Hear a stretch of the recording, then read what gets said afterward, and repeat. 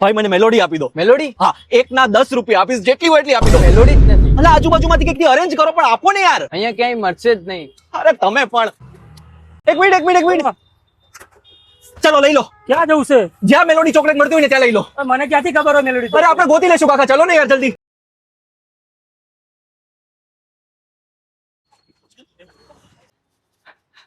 આ કાકા બોલો. મેલોડી ચોકલેટ છે, પ્લીઝ નાનો પાડતા પ્લીઝ. બે પડી ગયો છેલ્લી. છેલ્લી 2 છે.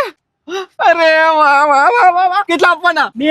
આ 2 થોડી હોય, 20 રૂપિયા રાખો. અરે આભાર કાકા, થેન્ક યુ. બે મેલોડી આહા. અરે કાકા હવે દર્પણ ચોરસમાં લઈ લો ઓ જલ્દી. ભાઈ તું અહીંયા? અરે અરે આ મેલોડી? કઈ નથી. પણ મેલોડી કેમ છુપાવે છે? એમાં શું મોટી વાત છે? અરે તું ધીરે બોલ યાર. મેં સાંભળ્યું ભાઈ તું દર્પણ જવાનું. શું થયું? તારે આવું છે મારી જોડે? હા.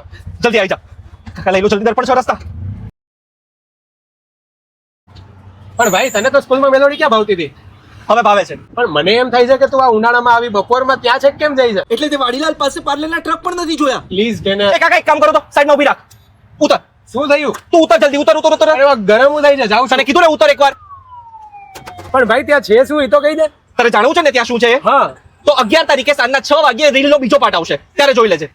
કાકા તમે દર્પણ ચોરસતા લઈ લો. મારી મેલોડી ઉપર નજર નાખે છે.